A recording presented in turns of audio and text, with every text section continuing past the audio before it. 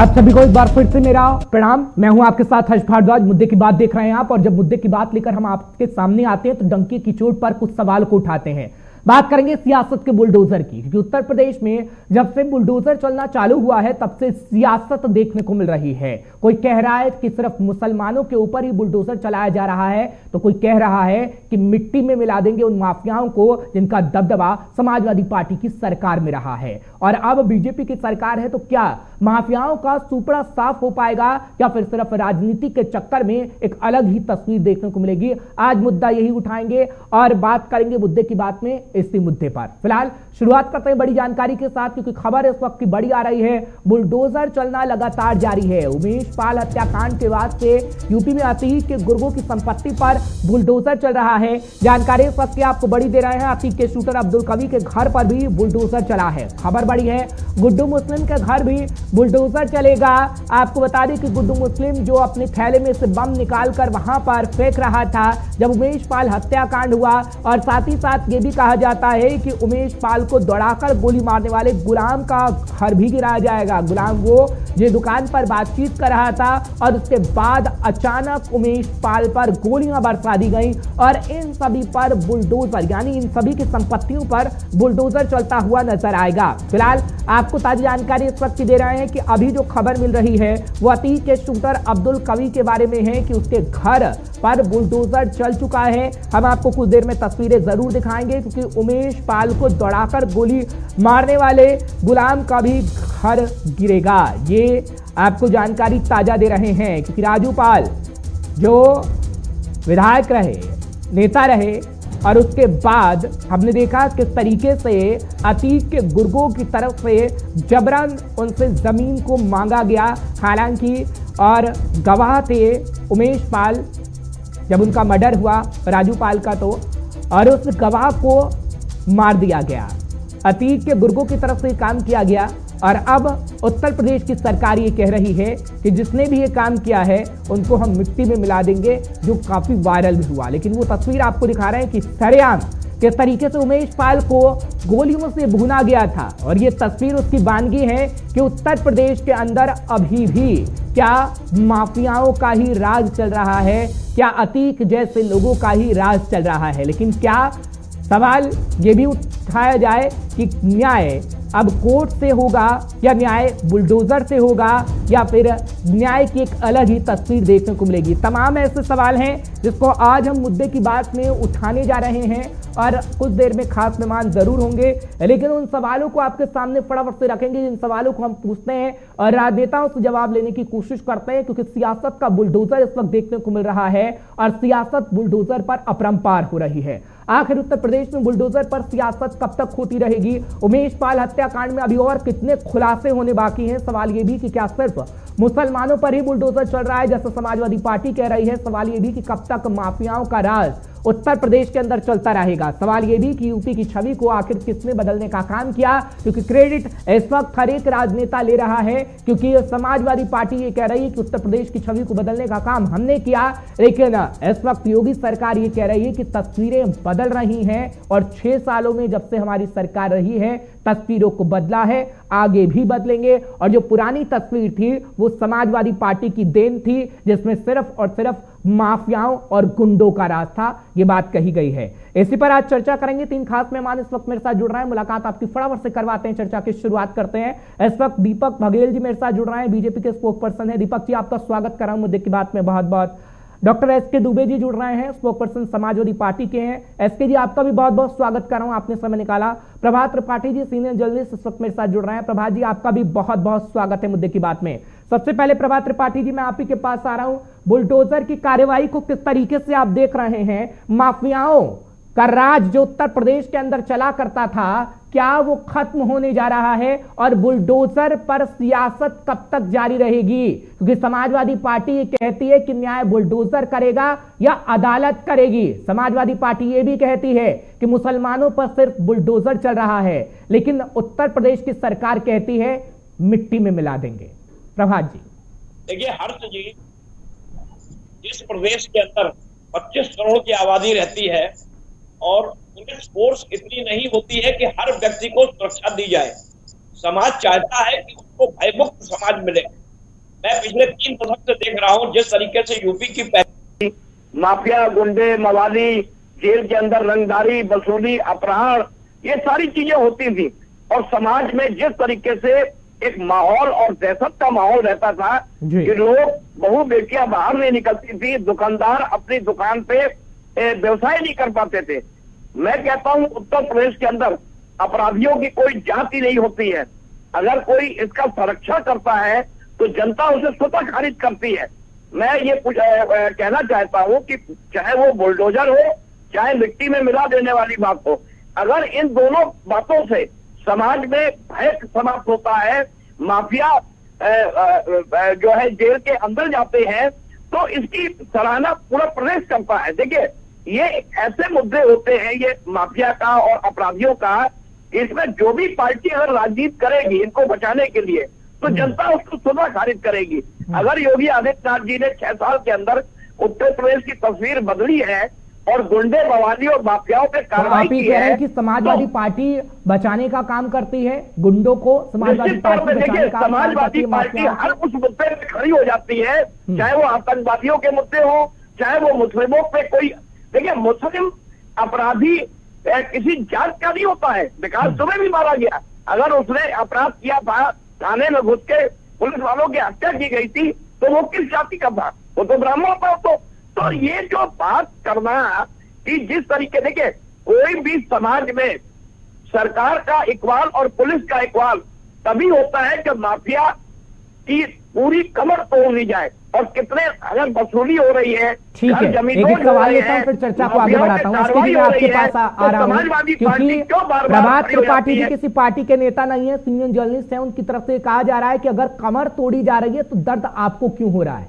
माफियाओं की कमर टूट रही है ना, गुंडों की कमर टूट रही है, तो दर्द आपको क्यों है? एसके जी क्यों बता रहे हैं कि मुसलमानों के घर ही सिर्फ बुलडोजर चल रहा है? मेरे से पूछा है जी, आप ही से सवाल है, स्वागत के साथ आपसे सवाल ले रहा हूं। हर्ष भाई, देखिए, एक चीज याद रखिए, हमारे नेता राष्ट्रीय अध्यक्ष जी ने साफ साफ शब्दों में विधानसभा के अंदर कहा है कि आप 100 की, 10 की, 50 की, जितने की भी है, गुंडों की लिस्ट जारी करिए, आप उस पर बुलडोजर जलाइए, जो करना है वो करिए, लेकिन ये जो गुंडा तत्व है वो खत्म हो। उसमें वो सहमत हैं। जैसा कि विधानसभा अध्यक्ष ने भी, आपने देखा होगा कि अपने आसन से कहा था कि भाई आप गुंडा तत्व खत्म करने के उसमें हैं, तो उन्होंने बोला 100% पब्लिक को शांति चाहिए। ठीक है, शांति कब आएगी? जब गुंडा तत्व खत्म होंगे। लेकिन आप, जैसा आपने देखा होगा, कानपुर में 2 लोगों की जान चली गई, बुलडोजर चला दिया, तो ये सब क्या है? मतलब आप किसी को बिना सबूत के बुलडोजर चला देना, बिना सबूत के इनकाउंटर कर देना, ये क्या है? फिर कानून का राज कहां चलेगा? ठीक है, एसके जी, सवाल ये है कि इन्हें पाला किसने? इन्हें पाला किसने? 6 साल से बीजेपी की सरकार है, पाला किसने? पास्ट की बात, इसमें सब भागीदार है। इसमें आप अभी की बात करिए, आप मानते हैं कि आप भी भागीदार हैं? ठीक है, मैं अभी की बात करूंगा। नहीं, मैं अभी की बात करूंगा। आप मानते हैं कि आप भी भागीदार हैं? आपने कहा कि सभी भागीदार हैं। आज की परिस्थिति में वर्तमान की बात करूंगा, पूछूंगा। मेरे साथ बीजेपी के लीडर हैं, आप बताइए, आप मानते हैं कि आप भागीदार हैं? आपने कहा कि सभी भागीदार हैं। नहीं, मेरी बात सुनिए, आज बीजेपी में क्या गुंडा तत्व नहीं है? सर, मैंने आपकी बात को कहा, आप ये कह रहे हैं कि सब भागीदार है। समाजवादी पार्टी मानती है कि वो भी भागीदार है उत्तर प्रदेश के अंदर माफियाओं को राज के कायम करने के लिए। नहीं, मेरी बात सुनिए, हम ये कह रहे हैं कि समीकरण ऐसे होते हैं कभी कभार की मजबूरी में लेना पड़ता है। सभी भागीदार हैं, सभी का मतलब क्या है? समाजवादी पार्टी भी, वो समीकरण ऐसे बनते हैं, राजनीतिक हालात ऐसे हो जाते हैं कि समीकरण मत समझाइए। समाजवादी पार्टी भी संलिप्त है। समीकरण अभी हम तो उसका हमारे राष्ट्रीय अध्यक्ष जी ने डीपी यादव जैसे को निकाल दिया था। अगर उनकी छवि खराब थी, उनको निकाल दिया था। इनको भी निकाल दिया। अभी अतीक किसकी पार्टी में था? अतीक किसकी पार्टी में था? समाजवादी पार्टी के, वर्तमान में समाजवादी पार्टी के कोई सदस्य हैं अतीक अहमद? नहीं है। तो आप वर्तमान की अगर बात करिए तो मैं वर्तमान की बात हम बात करेंगे। आप ही के शब्द थे, आपने बोला कि ये सभी की जिम्मेवारी थी और सभी की वजह से हुआ, आप ही के सब थे, सभी में आप भी आए। हाँ, तो सभी में आप भी आए क्या? समाजवादी पार्टी मानती है कि समाजवादी पार्टी की गलती थी? अरे मैं पूछ रहा हूं, बीजेपी से पूछ रहा हूं, सरकार उसकी है इस वक्त, आप मानते हैं गलती आप लोगों से हुई? एसके जी मानते हैं गलती आपसे हुई? नहीं, मैंने एक चीज बोला कि राजनीतिक हालात कभी कभार ऐसे हो जाते हैं कि उस सिचुएशन में आदमी को लेना अब आप हालात पे आ गए हैं कि हालात ऐसे हो जाते हैं, यानी वोट के चक्कर में आम जनता को मार दीजिए, आप दे दीजिए, बना दीजिए, किसी को सांसद बना दीजिए, विधायक, और हालात ऐसे बन जाते हैं कि वोट के चक्कर में आम जनता को मार दीजिए। मैं नहीं कह रहा हूं सर, आप टेलीविजन डिबेट पर बैठकर कह रहे हैं कि सभी की जिम्मेदारी है, आप अपने आप को बता नहीं रहे हैं, फिर ये कह रहे हैं कि हालात ऐसे बन जाते हैं। अरे तो इसीलिए मैं आ रहा हूं आपके पास, एक मैं बीजेपी से भी ले लेता हूं, फिर आपका उनसे सवाल नहीं लिया, ठीक है? गुंडा तत्वों की लिस्ट बाहर करिए। दीपक जी गुंडागर्दों की लिस्ट जारी करिए। समाजवादी पार्टी ये कह रही है कि जितने भी गुंडे हैं, एक मिनट आ रहा हूं, जितने भी गुंडे हैं, जितने भी माफिया वाले हैं, उनकी लिस्ट जारी कर दीजिए। गुरेज क्यों है आपको? लिस्ट जारी करिए, कार्रवाई करिए जल्दी से। हम उसमें सपोर्ट करेंगे। ठीक है दीपक जी। धन्यवाद हर्ष जी। देर से ही सही दुरुस्त आए हमारे समाजवादी पार्टी के प्रवक्ता दुबे जी, उन्होंने को पालने पोसने का काम, उनको संरक्षण देने का काम समाजवादी पार्टी ने किया। ये किसी से छिपा नहीं है कि ये माफिया नहीं किया। आपके में 50 नाम गिना दें। दुबे जी, आपके दौरान में शांति से बैठा था, मैं आपकी बातों को सुन रहा था। अब आपको आपका जिम्मेदारी है, आपके समय में लगातार संरक्षण देने का काम किया। हाँ, तो मैं बता रहा हूँ जी, आपके ही समय पे सबसे पहले लोकसभा के अंदर भेजने का काम किया, आपके ही समय पे उनको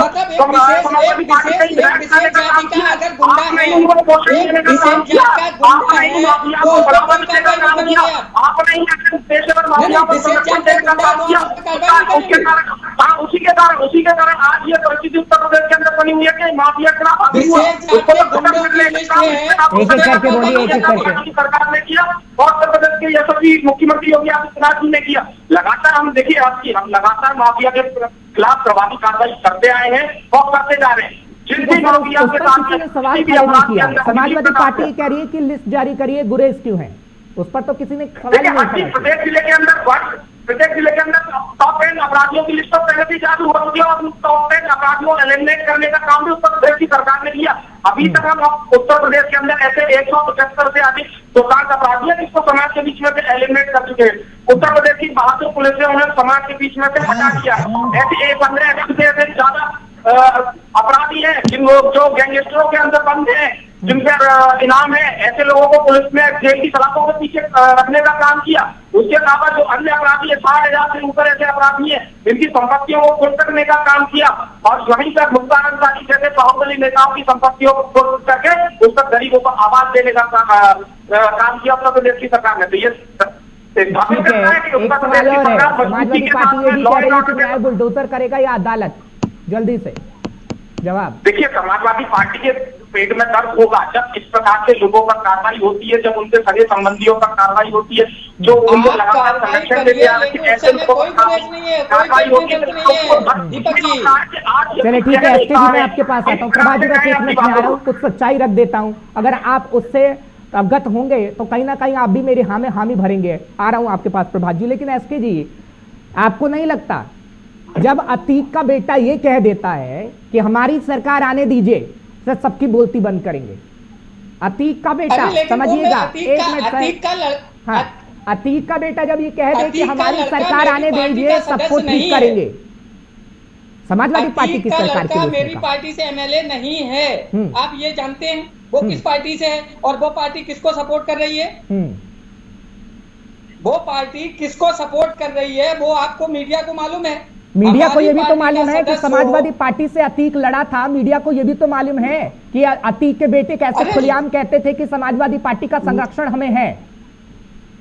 अरे आज की मैंने आपको एक चीज बताया कि आज की आप बात करिए, मैं आज की बात करूंगा, मैं भूतकाल की एक भी बात नहीं करूंगा। अगर आप ये कह दें कि हमसे गलती हुई और हमने माफियाओं को संरक्षण दिया, मैं वर्तमान की बात करूंगा।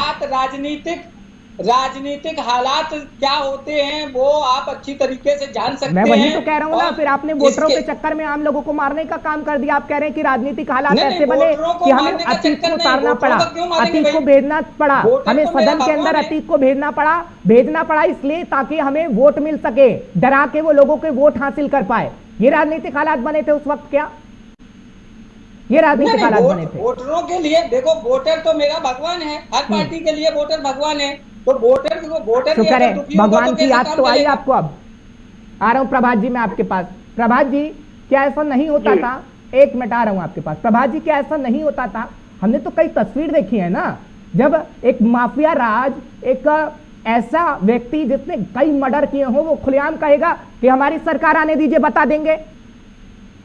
देखिए हर्ष जी, निश्चित तौर पे जब अखिलेश यादव एक राष्ट्रीय अध्यक्ष एक जनसभा में कहते हैं पुलिस वाले, तो जब इस तरीके का राष्ट्रीय अध्यक्ष जब संबोधित करेगा तो कार्यकर्ताओं का हौसला ऑलरेडी बढ़ेगा। मैं ये पूछना चाहता हूँ कि जिस तरीके से ये जो स्थिति पूरी होती है, ये जब माफियाओं पे आप संरक्षण देते हैं माफियाओं को, तो कहीं ना कहीं जनता के बीच आप एक्सपोज होते हैं। अतीक अहमद और मुख्तार अंसारी, ये दो नाम ऐसे पूर्वांचल के ऐसे नाम हैं जिनके बारे में ये कहा जा सकता है कि एक समय था जब लोग डरते थे और लोग घर से निकलते नहीं थे। माफियाओं के ऊपर अगर कार्रवाई हुई है तो ये बार बार समाजवादी पार्टी उनको पोषित करने का काम करती है। मैं कहता हूँ, आप नई सपा कह रहे हैं, नई सपा है, नए हमारे राष्ट्रीय अध्यक्ष है। एक समय था जब अतीक को इन्हीं राष्ट्रीय अध्यक्ष ने मंच से धक्का दिया था, बाद में आपने डीपी यादव को स्वागत कर दिया, बाद में आपने प्रभात जी, मुझे ये दिक्कत नहीं है कि कार्रवाई हो रही है नहीं हो रही है, मुझे ये दिक्कत है कि जो राजनेता खुलेआम सरेआम ये कह देते हैं। आपको तो याद होगा, अब तो स्वर्गीय हो गए मुलायम जी, लेकिन उनकी तरफ से क्या कहा गया रेपिस्टों के लिए कि भैया लड़के हैं बिगड़ जाते। जब ऐसा व्यक्ति सर्वोच्च पद पर राजनीति में बैठा हो, ऐसे व्यक्ति अगर ऐसे बयान देगा तो माहौल कैसे ठीक होगा? प्रभात जी, सवाल ये है ना। मैं यही कह रहा हूँ कि समाज में अगर माफियाओं का अंत हो रहा है तो इसका स्वागत सभी राजनीतिक दलों करना चाहिए। मायावती क्यों नहीं बोलती है इन पूरे मामले में? क्योंकि मायावती जानती है कि जनता के बीच जो परसेप्शन है, उस परसेप्शन में हमें खामोश रहना है। अगर अतीक और मुख्तार और इन माफियाओं पे कार्रवाई हो रही है तो हमें चुप रहना है, हमें उनको संरक्षण नहीं देना है, उनका बचाव नहीं करना है। समाजवादी पार्टी बार बार एक्सपोज हो रही है और वो ठीक है। एसके जी, मैं आपके पास आ रहा हूँ, आप एक्सपोज हो रहे हैं। अब मैं मुसलमानों के शब्द पर भी आता हूँ, एक मिनट सुन लीजिएगा, सुन लीजिए एसके जी, मेरा सवाल भी सुन लीजिए, फिर प्रभात जी के सवालों का जवाब भी दीजिएगा।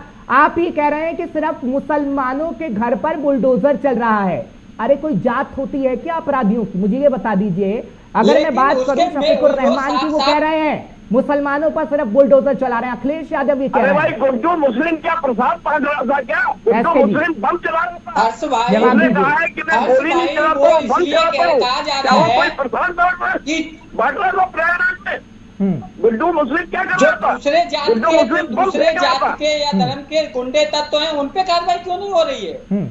तो ये मैसेज साफ विकास दुबे कौन था? एक मिनट जाइएगा प्रभात जी, विकास दुबे कौन था? एक मिनट एसके जी, विकास दुबे कौन था? मुस्लिम था? लेकिन विकास दुबे मुस्लिम था क्या? आप ये मैं आज समाजवादी पार्टी इस बात को क्लियर कह रही है कि वो गलत इनकाउंटर किया। इनकाउंटर ऐसे किया जाता है, अदालत तय करेगा, आप तय करेंगे। अदालत तय करेगा, आप तय करेंगे। अदालत पर भरोसा है या नहीं है एसके जी? अदालत पर भरोसा है या नहीं है? इनकाउंटर कर देंगे। आप अपने जवाब से पलट गए, पलटी मार गए। अब आप ही कह रहे हैं कि जो कार्रवाई हुई है उस पर सवाल खड़े कर देते हैं हम। आपने जवाब नहीं दिया ना कि विकास दुबे मुस्लिम था या हिंदू था। स्टैंड क्लियर है, आप बुलडोजर चलाइए, लेकिन पहले आप चिन्हित तो करिए, आप उसको चिन्हित करिए। उसका मुसलमान शब्द का इस्तेमाल क्यों? मुसलमान शब्द का इस्तेमाल क्यों एसके जी?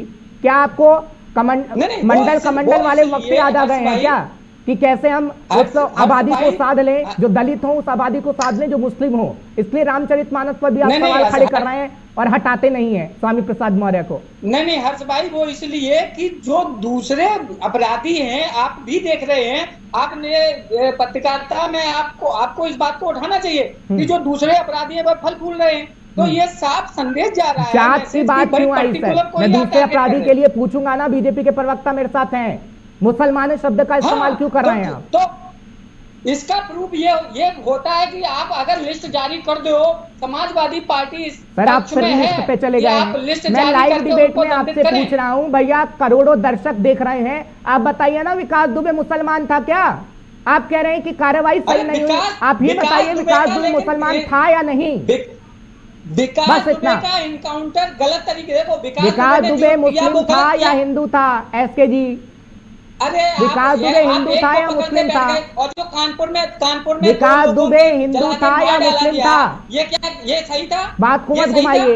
विकास दुबे मुस्लिम था क्या? अरे ये क्लियर, कानपुर में 2 लोगों को जला के मार दिया बुलडोजर चला के। आप अपने सवालों का तो जवाब दीजिए, मैं पूछ रहा हूँ। बीजेपी का प्रवक्ता अपने सवालों का जवाब दे रहा हूँ। एक विकास दुबे को आपने पकड़ लिया, लेकिन जो 50 मैंने सिर्फ जाति की बात की, मैंने सिर्फ जाति की बात की। आप ही कह रहे हैं कि मुसलमानों के घर पर बुलडोजर चलाए जा रहे हैं। विकास दुबे मुसलमान था क्या?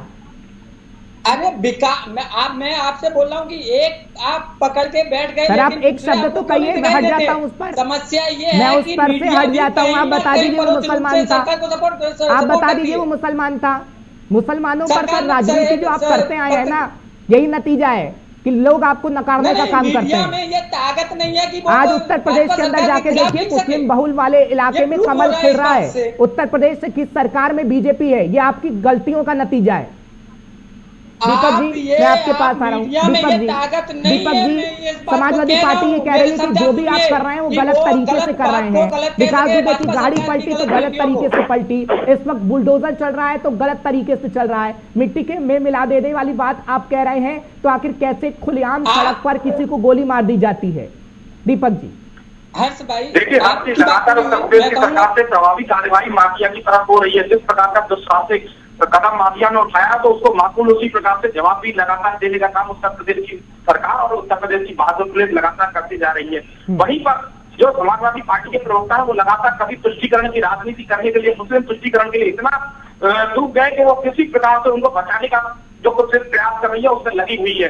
अगर वो सीधे रास्ते से उनको नहीं बचा सकती तो धर्म की आड़ लेकर उनको बचाने का प्रयास कर रही है। और यही समाजवादी पार्टी का मूल कैरेक्टर है। जब उन्हें मुसलमानों को वोट चाहिए होते थे तो वो ऐसे जो अपराधी है उनका महिमा मंडन करने लगते थे, ऐसे अपराधियों को संरक्षण देने का काम करते थे, ऐसे अपराधियों को पूछा देने का काम करते थे, जिसके कारण ही ये अपराध उत्तर प्रदेश के अंदर लगातार फैलता रहा, फूलता रहा और ये माफिया कल्चर और ये बाहुबली कल्चर उत्तर प्रदेश के अंदर हावी हुआ। आज उसी का काम है जो उत्तर प्रदेश की। ठीक है दीपक जी, अपराधी कहाँ है? दीपक जी आपको 6 साल हुए हैं, एक मिनट मेरी भी बात सुनिएगा। दीपक जी आपको 6 साल हुए, आखिर ऐसी नौबत क्यों आ गई कि गाड़ी से निकलता है उमेश पाल और उसको गोलियों से भून दिया जाता है? आप ही की 5 साल सरकार रही ना, खुलेआम कैसे घूम रहे थे वो? दीपक देखिए लगातार इन्हीं 6 सालों के अंदर आज देखिए उत्तर प्रदेश के अंदर से माफिया और बाहुबलियों को बाहर निकालने का काम हुआ। 175 से ज्यादा ऐसे बाहुबली और ऐसे गैंगस्टरों को मारने का काम उत्तर प्रदेश की बहादुर पुलिस ने किया। 15,000 से ज्यादा गैंगस्टर आज भी बंद है, 60,000 से ज्यादा गैंगस्टर आज भी अपनी रहम की जीत मांग रहे हैं। उत्तर प्रदेश के अंदर माहौल बनता है, परंतु देखिए जब दीपक घुसता है ना तो वो अंत में फड़फड़ाता है। और यही ये घटना प्रयागराज की वही फड़फड़ाहट है जो माफिया की तरफ से की गई है और उस फड़फड़ाहट का भी जवाब उत्तर प्रदेश की बहादुर पुलिस लगातार देने का काम कर रही है। देखिए जो इस आरोप में सम्मिलित है ऐसे सभी आरोपियों के खिलाफ प्रभावी रूप से कार्रवाई हुई है। चलिए ठीक है प्रभात जी मैं आपके पास आ रहा हूँ, अब राजनीति का जिक्र करूंगा। ठीक है सर, ये सारे बखान विधानसभा में कर चुके हैं, सीएम योगी आदित्यनाथ भी मंच पे करिएगा, आप कोई दिक्कत नहीं है, मुझे जनता जानती है जो हो रहा है। प्रभात जी मैं आपके पास आ रहा हूँ। प्रभात जी क्या कहेंगे, किस तरह की राजनीति हो रही है? एक समय ऐसा भी था कि चढ़ गुंडन की छाती पर वोट लगेगी हाथी पर, ये नारे भी बसपा देती थी, और उसके बाद जब कोई विधायक निकलता था गाड़ी से तो बसपा कहती थी देखिए गुंडे जा रहे हैं समाजवादी पार्टी के। और समाजवादी पार्टी की सरकार रही तो माफियाओं का राज इतना रहा कि लोकसभा विधानसभा तक पहुंच गया माफिया। अब जब उस पर कार्रवाई हो रही है तो दर्द क्यों हो रहा है? हर्ष जी, राजनीति में कुछ आयाम प्रस्तुत करने पड़ते हैं। इन राजनीतिक दलों ने, जितने भी राजनीतिक दल है, मैं नहीं कहता हूं कोई अकेली एक समाजवादी पार्टी, सभी ने गुंडों को पाला पोसा और विधानसभा तक माननीय बनाया। आखिर ये माननीय बने कैसे? चाहे जेल के अंदर से बने, टिकट आपने दिया तो कोई ऐसा मैकेनिज्म होना चाहिए इलेक्शन कमीशन का भी कि आप अपराधियों को बिल्कुल एक अलग कर दीजिए। अब स्थिति बदल गई है समाज में, अब कोई भी अपराधी को पसंद नहीं करता है, अब माफियाओं को कोई भी नहीं देखना चाहता है, जमाना बदल गया और ये माफिया अब खत्म हो रहे हैं। और अगर योगी आदित्यनाथ कार्रवाई कर रहे हैं और यूपी बदल रहा है, तो ये समाजवादी पार्टी को कवच में नहीं ओढ़ना चाहिए। मुस्लिम और तुष्टीकरण का कवच जो समाजवादी पार्टी ओढ़ देती है, ये एक्सपोज हो जाती है। बाकी बीएसपी अपने साइलेंट रहती है। तो निश्चित तौर पे कानून व्यवस्था अच्छी हो रही है। इसको जाति और धर्म से नहीं देखना चाहिए। माफिया होता है, हिंदू मुसलमान कोई लेना देना नहीं है। कार्रवाई हो रही है। गुड्डू मुस्लिम क्या कर रहा था? जिसका वो प्रसाद बांट रहा था वहां पे, जिस तरीके से वो बम फेंक रहा था, बम एक्सपर्ट है वो, और तो उसका तो घर गिरेगा। तो मिट्टी में अगर घर मिल रहा है तो इन लोगों को तकलीफ नहीं होनी चाहिए। ये एक संदेश जा रहा है उत्तर प्रदेश के अंदर, पूरे देश के अंदर, कि जो भी माफिया अगर गुंडागर्दी करेगा उसका घर इतना तो बोल दीजिए, जो उत्तर प्रदेश के अंदर कार्रवाई हो रही है उसका हम स्वागत करते हैं। एसके जी, ये बोल पाएंगे क्या विपक्षी पार्टी होने के नाते?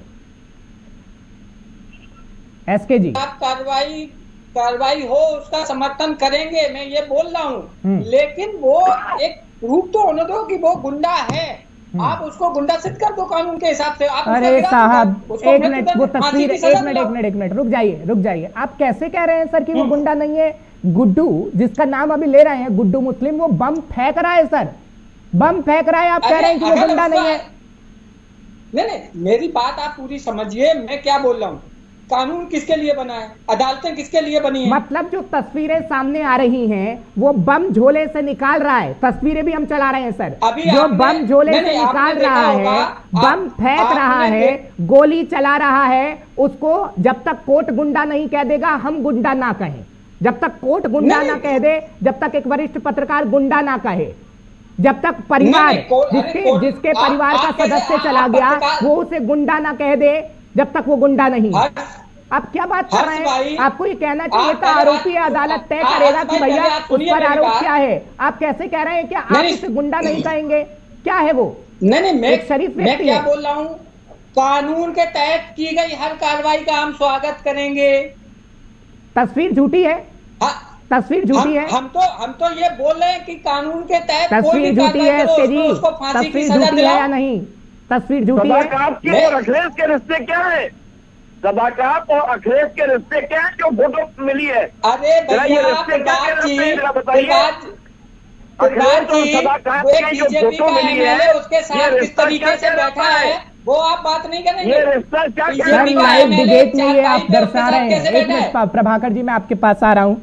एसके जी, जनता सब देख रही है।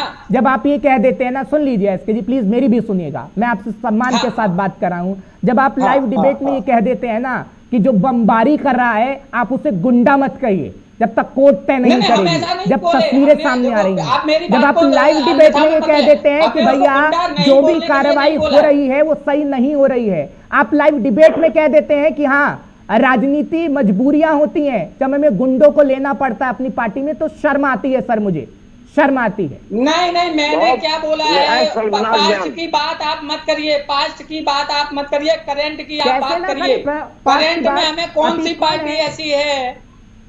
अतीत कौन है? मतलब भारतीय जनता पार्टी में अगर कोई भी गुंडा चला जाता है तो वो गंगा जी से नहा लेता है एकदम। मुझे उससे गुरेज नहीं है एसके जी, मुझे गुरेज इस बात से कि आप ही कह रहे हैं कि जब तक कोर्ट ना कह दे वो गुंडा है, उसे गुंडा मत बोलिए चाहे वो बम की बारिश कर रहा हो। मुझे इस बात से आपत्ति है एसके जी, और मुझे शर्म आ रही है, विडंबना है कि समाजवादी पार्टी का एक लीडर नेशनल टेलीविजन डिबेट पर ये बैठ के कह रहा है कि जो बम की बारिश कर रहा है आप उसे गुंडा मत कहिए जब तक कोर्ट ना कहे। तस्वीरें झूठी है क्या? आप अपने हिसाब से कुछ भी कहिए हर्ष भाई, आप अपने हिसाब से कुछ भी कहिए। हमने आप पूरी क्लिप चला दीजिए, हमने मैं अपने हिसाब से नहीं कह रहा हूं। नहीं कहिए, आपने कहा कि उसे गुंडा मत कहिए। आप अभी क्लिप चलाइए, अगर हमने कहीं भी ऐसा बोला हो कि गुंडे को गुंडा मत कहिए। प्रभात जी, ये बोला ही नहीं है। मैं दोबारा से क्लिप चला के आपको भेजूंगा। प्रभात जी, कहता हूँ कि सदाकत और अखिलेश की फोटो क्या रिश्ता कहती है? ये रिश्ता क्या है? एक राष्ट्रीय अध्यक्ष और सदाकत की फोटो, ये क्या रिश्ता कहलाता है? जरा इसके बारे में बताएं, कहाँ चलेगा तुम्हें? प्रभात जी, हाँ मैं बता रहा हूँ प्रभात जी, बीजेपी का एमएलए उसके साथ चारपाई पे बैठा हुआ है, वो आपको दिखाई नहीं दिया? नहीं, बीजेपी का एमएलए एक माफिया अध्यक्ष की फोटो में क्या रिश्ता कहलाता है? जरा बताइए।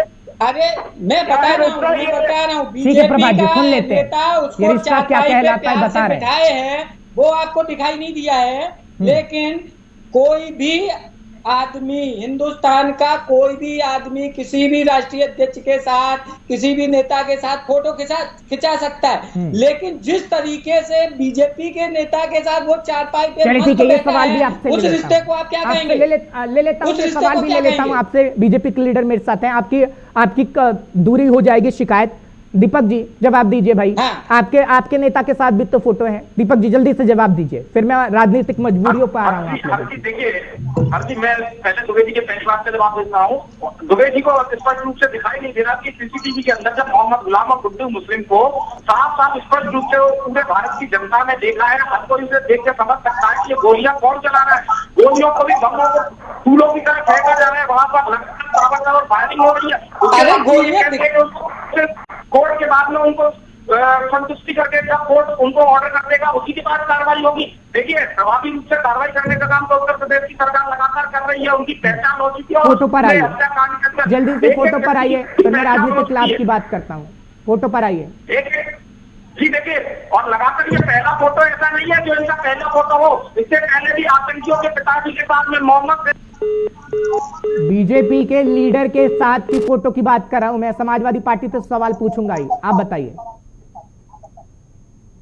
आतंकी थे, उनको भी बचाने का संरक्षण देने का काम किया, उनको लेकर हाई कोर्ट से लेकर सुप्रीम कोर्ट तक जाने का काम किया। तो ये तो लगातार समाज ये नहीं बता पाएंगे, ये नहीं बोलेंगे, चरित्र है जो जिसके कारण से आज उत्तर प्रदेश ये सब झेल रहा है। ये नहीं बता पाएंगे कि वो कैसे मस्त आराम से बैठा है। मैं सवाल ले रहा हूं दीपक जी को मेरी आवाज नहीं आ रही है शायद। दीपक जी मेरी आवाज मिल रही है? चलिए शायद दोबारा से फोन मिलाते हैं, फोन कट चुका है उनका। ये सवाल मैं दोबारा से करूंगा एसके जी, लेकिन प्रभात जी मैं आपके पास आ रहा हूं। एसके जी से भी ये सवाल लूंगा। जो एक चीज अभी कही है, एक शब्द का इस्तेमाल किया है एसके जी ने, वो कह रहे हैं कि राजनीतिक मजबूरियां हो जाती हैं। भाई जब अतीक को लेकर मैंने सवाल किया, वो कह रहे हैं राजनीतिक मजबूरियां होती हैं। ऐसी राजनीतिक मजबूरी होती है कि आम लोगों को मरवा दो और उसके बाद उसको भेज दीजिए विधानसभा के अंदर। ये राजनीतिक मजबूरियों का हिस्सा है क्या किसी भी पार्टी के लिए? प्रभात जी, जिस पार्टी का जो डीएनए होगा ना, वो वही स्वीकार करेगा। इस पार्टी का डीएनए वही है। डीएनए वही है कि अपराधियों को पालो पोसो, जमीन में कब्जा करो। अरे भाई, आप नई सपा की बात करते हैं, नया युवा चेहरा आया था, 5 साल मुख्यमंत्री रहा उत्तर प्रदेश का। आप अपने परसेप्शन को, अपनी तस्वीर को बदल नहीं पाए। आप उत्तर प्रदेश में क्या परसेप्शन आपने दिया? क्या आप बार बार अपराधियों को पालते पोसते हैं और आप उनका जब कवच बनते हैं तो जनता के बीच ये संदेश जाता है कि आप अपराधियों की पार्टी है। बड़े शर्म की बात है, इस तरीके के प्रवक्ता नेशनल चैनल पे बैठ के बोल रहे हैं कि वो फूल फेंक रहा था, वो गुंडा नहीं है। अरे जो बम फेंक रहा था, मैं क्या बोला प्रभात जी, लगता है आपने सुना नहीं, इसलिए दोबारा सुनिए, क्लिप चलवाइए, दोबारा सुनिए, बहुत बढ़िया काम आप दोबारा सुनिए उस बात को। आप पुरस्कार नहीं चल तो बढ़ा के भाई, आप उसको पुरस्कार आप सुनिए दोबारा मैंने क्या बोला है। क्या बोला है आपने? दोबारा बताइए, दोबारा बताइए आपने क्या बोला है। मैं तो, मेरे को तो शर्म आ रही है, आप टेलीविजन पर बैठकर ऐसे कह रहे हैं कि उसे गुंडा मत कहिए। ये साबित होता है कि ये दोबारा सुनिए हर्ष भाई, मैं बोल रहा हूँ कि मैं चैलेंज करता हूँ आपकी टीवी पे कि मैंने उसको क्या बोला। क्या बोला है आपने? बताइए क्या बोला है, क्या बोला है आप बताइए। आप क्लिप चलाइए। क्या बोला है आपने? क्या बोला है आपने कि कोर्ट जब तक साबित ना कह दे, हर्ष भारद्वाज उसे गुंडा ना कहे। आपने इन शब्दों का इस्तेमाल किया। संन्यास ले लूंगा मैं, राजनीति क्षेत्र से संन्यास ले लूंगा अगर मैंने ऐसा बोला कि आप उसको गुंडा क्या बोला? प्रभात जी क्लियर कर लेता हूं, क्या बोला फिर आपने? प्रभात जी अपने सुन लेते हैं ना, क्या बोला आपने? मैंने क्या पुलिस का काम पुलिस करे, अदालत का काम अदालत करे। मैं इस बात की निंदा करता हूँ। आप निंदा कीजिए, आप जज नहीं है, सरकार जज नहीं है, किसी भी मामले में उसकी प्रशंसा कीजिए और जो कृत्य हो रहा है उसकी निंदा कीजिए। एक बात तो आपको, एक सवाल आपको जवाब देना है। कम बीजेपी के सदस्य ज्यादा लगते हैं। नहीं, आप निंदा करते हैं कि आ गया आप एक पत्रकार बीजेपी का सदस्य बताने, अपने सवालों का आपसे जवाब बनता नहीं है। अब टीवी डिबेट पर बैठ के कह देते हैं कि राजनीतिक मजबूरियां रही हैं हमारी, जो ऐसे लोग वहां पर रहे हैं। आप कहते हैं गुंडा मत कहिए, फिर आप कहते हैं कि जो सवाल पूछ रहा है वो बीजेपी का प्रवक्ता हो गया। वही बोलेगा, ये 36 की छाती वाला ही बोलेगा आपकी राजनीतिक मजबूरियां रही होंगी उस समय, और आज भारतीय जनता पार्टी इतनी राजनीतिक मजबूरी आपकी ये रही कि गुंडों को आपने भर्ती कर लिया, ये राजनीतिक मजबूरी क्या आप बयान दे रहे हैं? समझ में नहीं आ रहा, पार्टी को घर से ले जा रहे हैं क्या? राजनीतिक मजबूरी पार्टी में जो गुंडा तत्व है उनको क्यों नहीं निकलवा रहे हैं, जिन पे 50 केस? क्या बयान दे रहे हो दुबे जी, आपको पता नहीं है? एसके दुबे जी, ये समाजवादी पार्टी के लिए तो घातक हो नहीं सकते हैं, आपके लिए भी घातक हो सकता है टेलीविजन डिबेट पर बैठकर ऐसे शब्दों का इस्तेमाल करने के लिए। सर, प्रवक्ता है आप समाजवादी पार्टी के, कौन सी राजनीतिक मजबूरी आपकी रही होंगी, आप ये तो बता दीजिए। अरे राजनीतिक मजबूरियां हमेशा रहती हैं, सबके सामने रहती हैं, और उस समय क्या सिचुएशन रहा हो उस समय तो मैं नहीं बता सकता हूँ कि वो कैसे आया था, क्या हुआ। अखिलेश यादव तो बता सकते हैं, कहाँ पे है अखिलेश यादव बता सकते हैं ना, जब उत्तर प्रदेश के अंदर दंगा हो रहा हो। सुन लीजिए एसके दुबे जी, इसका जवाब दीजिए, इसका जवाब दीजिए। जब उत्तर प्रदेश के अंदर दंगा हो रहा हो और सफाई के अंदर सलमान खान का डांस देख रहे हो अखिलेश यादव, तो सवाल तो बनता है। पहले एक बात पे आइए, पहले एक बात हो जाने दीजिए। आज राजनीतिक के क्षेत्र में वो कहाँ किस पार्टी से जुड़ा है इसकी आप चर्चा नहीं करेंगे। पूछ लेता हूँ, आपने जिस बात को बोला, आपने बोला कि जिस पर चर्चा करिए, मैं उस सवाल को पूछ रहा हूँ। दीपक जी जवाब दीजिए। वो कह रहे हैं कि आपकी पार्टी में भी गुंडे हैं, आपकी पार्टी में भी ऐसे नेता हैं जो तलवार तक उठा लेते हैं लेकिन आप उनको खड़ा कर देते हैं। दीपक जी जल्दी से। देखिए हर जी, मैं समाजवादी प्रवक्ता दुबे जी का बकला को झिझलाहट को समझ सकता हूँ। ये लगातार कहने का प्रयास कर रहे हैं कि हमारी राजनीतिक मजबूरी क्या है। मैं जानता हूँ कि राजनीतिक मजबूरियां क्या है, परंतु समाजवादी प्रवक्ता दुबे जी अपनी राजनीतिक मजबूरियां नहीं बता पाएंगे। मैं उनकी राजनीतिक मजबूरियां ये है कि एक विशेष वर्ग को खुश करने के लिए ऐसे लोगों का महिमा मंडन करना है, उसका संरक्षण करना है। उन्हीं लोगों के माध्यम से लगातार राजनीति के अंदर, चुनावों के अंदर बूथ कैप्चर करना है। उन्हीं लोगों की दहशत के कारण लोगों को डरा धमकाकर अपना राज कायम रखना है। ये समाजवादी पार्टी की राजनीतिक मजबूरियां हैं, जिनको स्पष्ट रूप से दुबे जी नहीं कह पा रहे, इनके प्रवक्ता नहीं कह पा रहे। और उसी का कारण था 12 से लेकर 15 तक लगातार अपराध उत्तर प्रदेश के अंदर चरम पर रहा। उत्तर प्रदेश एक काले के अंदर चला गया, उत्तर प्रदेश को ब्रांड स्टेट के नाम से जाने लगा, और उत्तर प्रदेश के अंदर जो माफिया था वो इतना भरपूर गया, इतना मजबूत हो गया कि वो राजनीति के समानदार लगातार राजनीति के अंदर हस्तक्षेप करता रहा। और उसी उत्तर प्रदेश के माफिया, ठीक है, कितना समय लगेगा, कब तक तमाम माफियाओं को खत्म कर रहे हैं, कब तक दीपक जी, कितना समय लगेगा? हर चीज लगातार प्रक्रिया जारी है। देखिए के कारण है, और आज जो माफिया है वो जमीन के अंदर जमींदोज होता जा रहा है। प्रभात जी, मैं आपके पास आ रहा हूँ। प्रभात जी सवाल ये है ना, प्रभात जी, सरकारें किसी की भी रही हो, माफियाओं का राज उत्तर प्रदेश के अंदर रहा। सर, ऐसी कोई फिल्म नहीं आई जब उत्तर प्रदेश के किसी इलाके का नाम ना सामने आया हो और बड़ा दिखाया गया कि किसके पास कितनी बंदूकें हैं। लेकिन क्या वो तस्वीरें बदलेंगी प्रभात जी? क्योंकि विडंबना है देश की कि कांग्रेस की सरकार भी रही है, इतिहास के पन्ने जब हम पलटते हैं, समाजवादी पार्टी की सरकार रही, बसपा की सरकार रही, अब बीजेपी की सरकार है, लेकिन माफियाओं का राज, गुंडागर्दी, घर के अंदर से बंदूकें निकलना अभी भी जारी है। नहीं, देखिए हर्ष जी, ये निश्चित तौर पे जो बात आपने कही, ये पूरे देश और दुनिया जानता है कि उत्तर प्रदेश और बिहार राज्य ऐसा रहा जहां जंगल राज रहा पिछले 3-4 दशक से।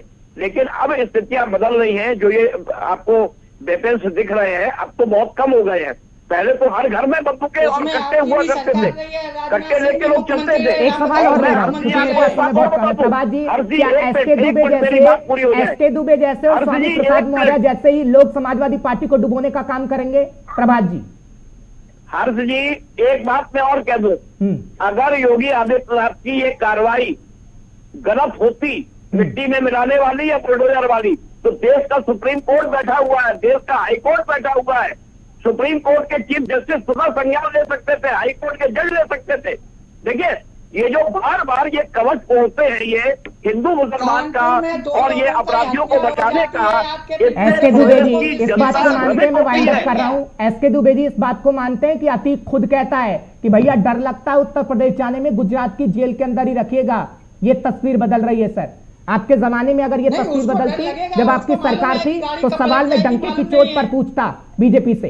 आप तीनों का बहुत बहुत शुक्रिया मेरे साथ जुड़ने के लिए। एसके जी आपका भी बहुत बहुत शुक्रिया, प्रभात जी आपका भी बहुत बहुत शुक्रिया, दीपक जी आपका भी बहुत बहुत शुक्रिया। दिल्ली से बड़ी खबर, थोड़ी देर में सिसोदिया की जमानत याचिका पर सुनवाई होने जा रही है। बड़ी खबर आपको बता रहे हैं, सिसोदिया ने राउज एवेन्यू कोर्ट में दाखिल की है जमानत की अर्जी। सिसोदिया की आज ही पूरी हो रही है रिमांड। दरअसल पूर्व उप मुख्यमंत्री मनीष सिसोदिया, जिसको लेकर सियासी घमासान लगातार राष्ट्रीय राजधानी दिल्ली में जारी है, लेकिन रिमांड अब खत्म हो रही है और थोड़ी देर में ही सिसोदिया की जमानत याचिका पर सुनवाई होगी, क्योंकि जमानत के लिए सुप्रीम कोर्ट के अंदर पहुंचा गया था, लेकिन सुप्रीम कोर्ट ने कहा कि निचली अदालत में जाइए, वहां पर गुहार लगाइए और निचली अदालत में यह सुनवाई होगी कि सिसोदिया की जमानत होगी या फिर नहीं होगी। लेकिन आपको इस वक्त की बड़ी खबर बताना है, लेकिन इसी को लेकर मेरे सहयोगी ताबिश कमाल ज्यादा जानकारी दे रहे हैं, उनको भी सुनेगा।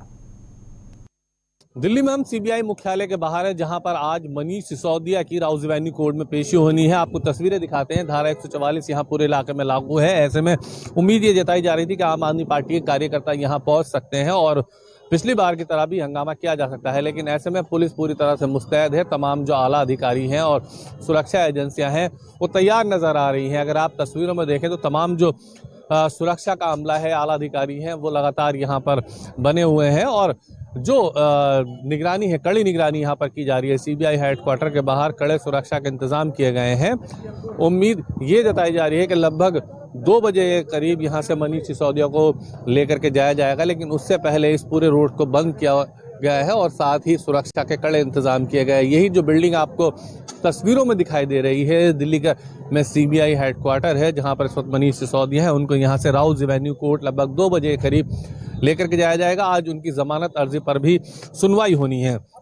ऐसे में आम आदमी पार्टी को काफी उम्मीद है कि यहाँ से कुछ राहत उनको मिल सकती है। हालांकि खबर ये भी मिली थी कि आम आदमी पार्टी के कार्यकर्ता या तो सीबीआई हेडक्वार्टर या राउज एवेन्यू कोर्ट के बाहर इकट्ठा हो सकते हैं। अब ऐसे में सुरक्षा एजेंसियां पूरी तरह से मुस्तैद है, दिल्ली पुलिस मुस्तैद है। दिल्ली पुलिस के जवानों की ड्यूटी लगा दी गई है। रोड पर पूरी तरह से यहाँ पर सुरक्षा के चाक चौबंद इंतजाम किए गए हैं। किसी को आने जाने की इजाजत नहीं दी जा रही है। यहाँ पर धारा 144 लागू है। 4 लोगों से ज्यादा अगर इकट्ठा होंगे, आम आदमी पार्टी कार्यकर्ता अगर यहाँ आते हैं तो उनको धारा 144 के तहत गिरफ्तार कर लिया जाएगा। ऐसे में सुरक्षा एजेंसियां पूरी तरह से तैयार है, किसी भी तरह की कोताही ना हो। मनीष सिसोदिया को ठीक से 2 बजे राउज एवेन्यू कोर्ट पेश किया जाए। देखना यह होगा कि मनीष सिसोदिया को आज राहत मिलती है या आज फिर सीबीआई उनकी रिमांड बढ़ाने को लेकर के जो सूत्रों से खबर आ रही है मांग कर सकती है। सहयोगी साजिद के साथ ताबिश कमाल, दिल्ली। चलिए फटाफट से अब बात उत्तराखंड की भी करेंगे, क्योंकि राष्ट्रीय स्वास्थ्य मिशन के सभागार में शुक्रवार को विश्व श्रवण दिवस के अवसर पर NHM की ओर से राज्य स्तरीय वेबिनार का आयोजन किया गया है। बड़ी खबर आपको बता रहे हैं और ये कहा जा रहा है कि NPPCD की रोकथाम के लिए इसका आयोजन किया गया है। इस अवसर पर डॉक्टर R राजेश कुमार, सचिव स्वास्थ्य विभाग की ओर से NHM के अंतर्गत संचालित राष्ट्रीय बाल स्वास्थ्य कार्यक्रम के प्रतिनिधियों, कर्मचारियों को बधिरता रोकथाम के लिए धरातल पर जन जागरूकता कार्यक्रम को बढ़ावा देने के लिए बल दिया गया है। उन्होंने प्रतिभागी डॉक्टरों को बधिरता के संबंध में बच्चों की स्क्रीनिंग आवश्यक रूप से किए जाने के निर्देश दिए हैं। विश्व श्रवण दिवस के अवसर पर आयोजित वेबिनार कार्यक्रम का शुभारंभ NHM निदेशक डॉक्टर सरोज मैथानी की ओर से किया गया है।